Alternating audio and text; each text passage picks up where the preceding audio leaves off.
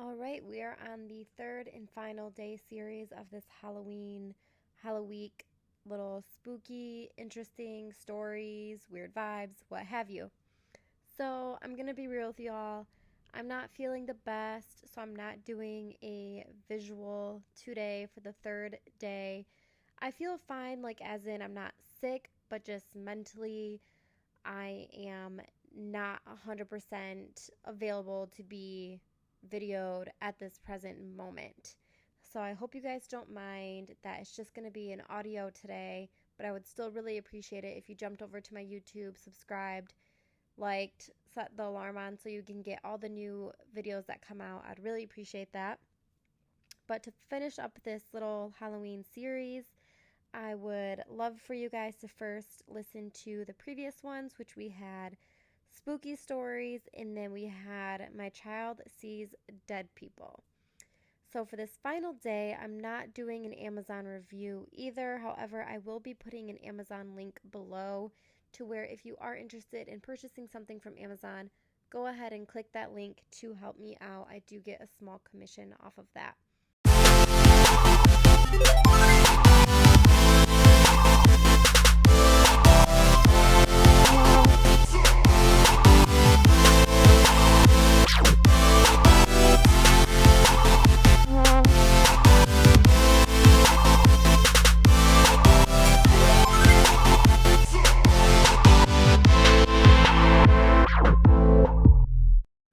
So I posted on my Instagram that I wanted people to reach out to me if they've had like an interaction with a ghost or any spooky things like that.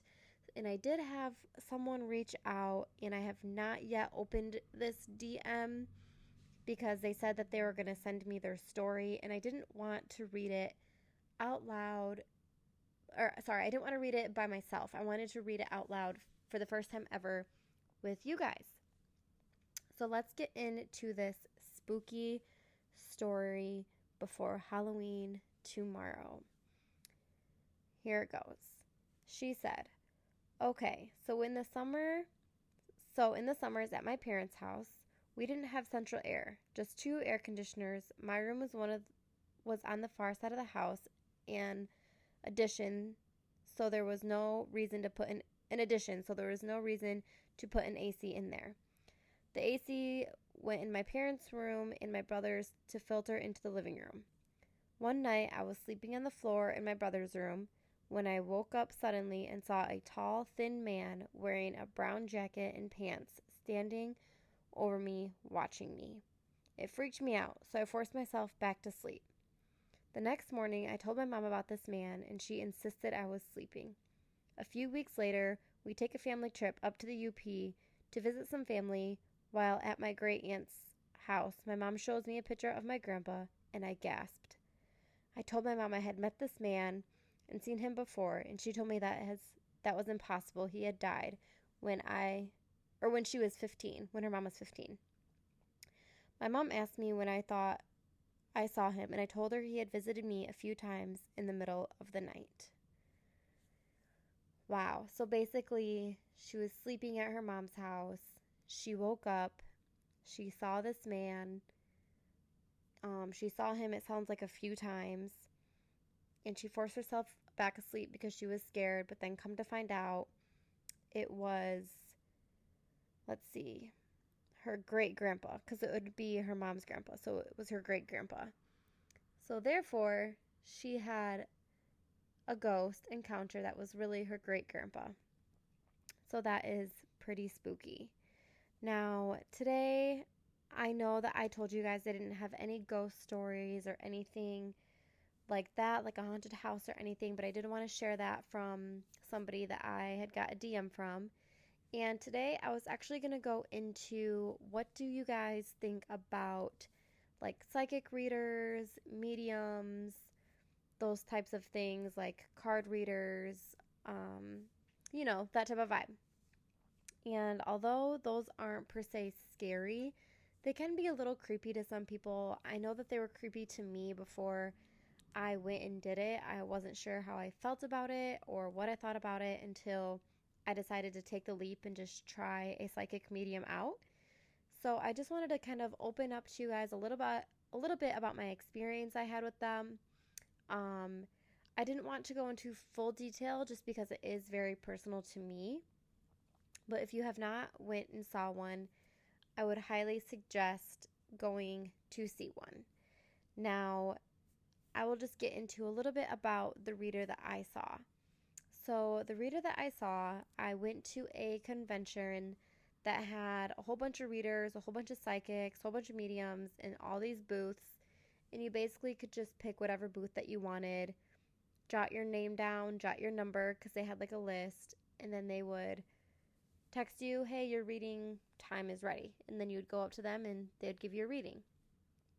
So that's what I did. This is my first reading ever. I sit down and she begins my reading. You guys, she described my son to a T.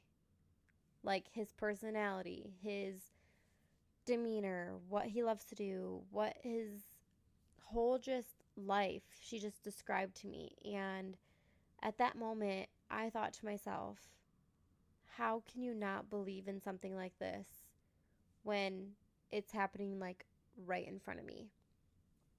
So she described him to the T, and then she basically goes into about how my son knows my grandma, so his great grandma that's on the other side. And she didn't know this about me. She didn't know that my grandma had passed. So for her to already know that my grandma had passed and to say that my son has a relationship with her, that was crazy to me. Now, if you go back to the series videos, I'm not sure if it was day 1 or day 2 of the series, I mentioned to you guys how I asked my son if he knew this woman, and this woman was my grandma. Well, I asked him that because of this reading, because this person who was giving me a reading told me that my son knew her, and I didn't believe it until I asked my son and he confirmed. Anywho, so she told me about my grandma and how my son and her have a relationship with each other. And it was just a very surreal experience. My friend went and they described her parents to the T. And then I actually sent my sisters and my mom to the same reader. And again, this lady did not miss a mark. She described things in my family's life that were very detailed, very on point, to where this reader had to be real. And like I said, I'm not going to be going into much of detail. That's about as far as I'm going to go, just like she was able to bring back my grandma on the other side and give us messages from her, experience, or tell me about my son, our past lives, because it is very personable to me. My whole plan for this third day series was to open up to you guys about everything. However, after thinking about it, I would like to hold those stories true to me and my family. But I do really hope that you guys go get a reading from someone. I will go ahead and put her information in the description, and maybe you guys can reach out to her. She's located in, Fraser, Michigan, so a little bit like closer to Detroit, Michigan, if you're from Michigan. But I'll put her in the description notes. If not, do your own research. Find a reader, especially this time of year. It would be really cool, a little bit spooky, cringy, however you feel. I apologize that I don't have more for you guys for this 3-day series. Again, I kind of goofed. I had this third day planned out, and then I kind of rethought my plan and decided not to fully disclose all my readings and all my family's readings. So I just gave you a little story from someone who reached out to me and giving you guys the opportunity to go get a reading for yourself, get a little spooky, and have fun.